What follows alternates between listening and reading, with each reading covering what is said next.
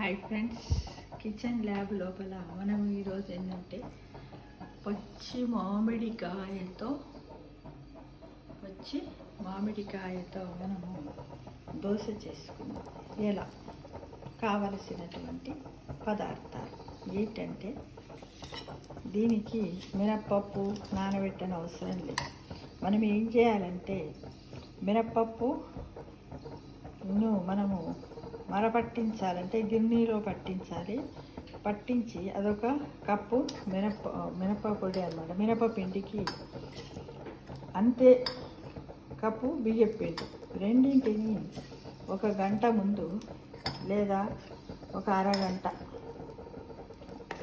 ఎక్కువసేపు పులవాలనుకునే వాళ్ళు గంట వరకు, ఒక అరగంట వరకు.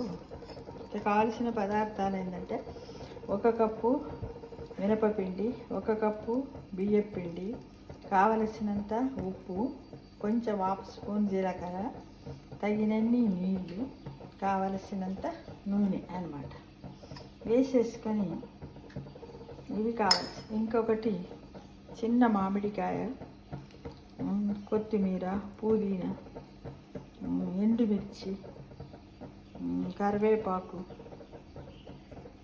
ఉప్పు, తగినంత ఉప్పు, జీలకర్ర, పోపు సామాన్ అన్నమాట, ఆవాలు, ఇవన్నీ అవసరం.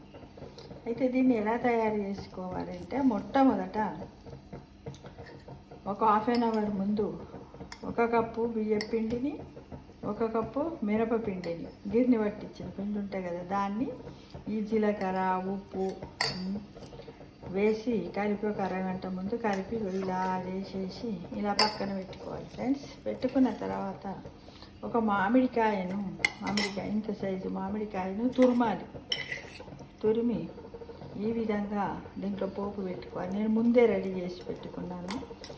పైన తొక్క శుభ్రంగా కడిగి పైన తొక్కు తీసి మనం కొబ్బరి తురిమే దానిపైన తురిమితే ఇలా గుజ్జు వస్తుంది. ఈ గుజ్జు లోపలికి కొంచెం 2 స్పూన్ల నూనెని వేసి, ఎండుమిర్చిని వేసి, జీలకర్ర, ఆవాలు ఇవన్నీ వేసి పోపు చేసి, కరివేపాకు, కొత్తిమీర కూడా వేసుకొని ఇలా చేసేసి ఇట్లా గుజ్జులా పెట్టేసుకోవాలి. ఇది ఇక తయారు చేసే విధానాన్ని ఈ విధంగా ప్రాసెస్ చెప్పుకున్నాను. తర్వాత ఏం చేయాలంటే, ఇలా స్టవ్ పైన పెట్టి దానిపైన ఇలా కొంచెం దొడ్డుగా పోసేసుకొని దానిపైన ఇదిగో ఈ గుజ్జును మనం ఏం చేయాలంటే, నీకు ఎంత పులుపు తినాలనుకుంటే అంత. కొద్దిమంది ఎక్కువగా తింటారు.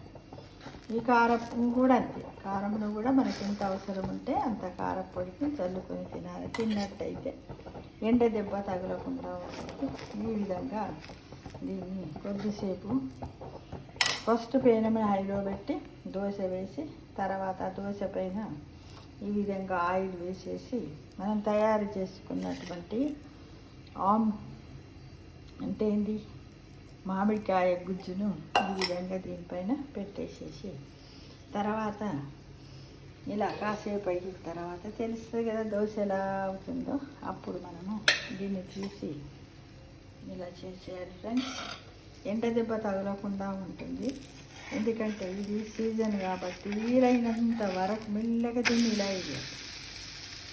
ఇలా వేసిన తర్వాత మళ్ళీ కొంచెం ఆయిల్ వేయాలి. మీరు ఏమన్నా దూర కాల్చుకోవాలనుకుంటే ఇలా చేయండి. ఇది ఇలా తీసినట్టయితే చూడండి ఇలా ఉంటుంది. బాగుంది కదా. దీన్ని టేస్ట్ చేసి పెట్టండి. అంటే మనం దోశ పిండిలా దోశలు అవసరం లేదు, అంటే అన్నీ కూడా పిండితోటే అన్నమాట.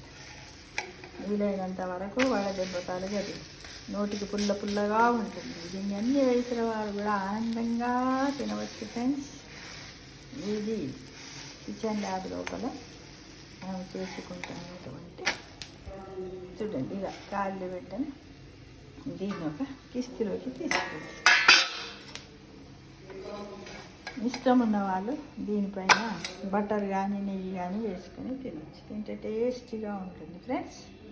తప్పకుండా ప్రతి ఒక్కరూ ప్రయత్నించండి. తిని టేస్ట్ చేసి దాన్ని కామెంట్ బాక్స్లో పెట్టండి. చాలా బాగుంటుంది ఫ్రెండ్స్ కదా. ఎందుకంటే ఇప్పుడు సీజన్ ఫుడ్ కదా, చైత్ర మాసం. ఇప్పుడు ఎండలు ఉష్ణోగ్రతలు బాగా పెరుగుతున్నాయి కాబట్టి మనకు మామిడికాయతోటి మనకి ఏమొస్తుంది, ఫైబర్ వస్తుంది, విటమిన్ సి వస్తుంది. మనకు ఇమ్యూనిటీ లెవెల్స్ కూడా పెరుగుతాయి, వడదెబ్బ తగులదు. పచ్చి మామిడికాయ మన ఆరోగ్యానికి ఎంతో మంచిది మిత్రమా. తప్పకుండా చేసుకుంటారని టేస్ట్ చూసి చెప్పండి ఫ్రెండ్స్. ఇదిగా ఇలా ముందు రోజైనా మనం చేసి పెట్టుకోవచ్చు. నేను ముందు రోజే ఈ గుజ్జుని ఇలా తయారు చేసి పెట్టుకున్నాను. ఇప్పుడు ఇది కలిపాను కదా. ఎవరైనా ఇంటికి చుట్టాలు వచ్చినప్పుడు కూడా తొందరగా వేసి పెట్టచ్చు, కొంచెం లేటెస్ట్గా ఉంటుంది. ఊరికే దోశ అని కాకుండా పిల్లలకు. ఓకేనా ఫ్రెండ్స్, అందరు ప్రయత్నిస్తారు కదా. Thank you.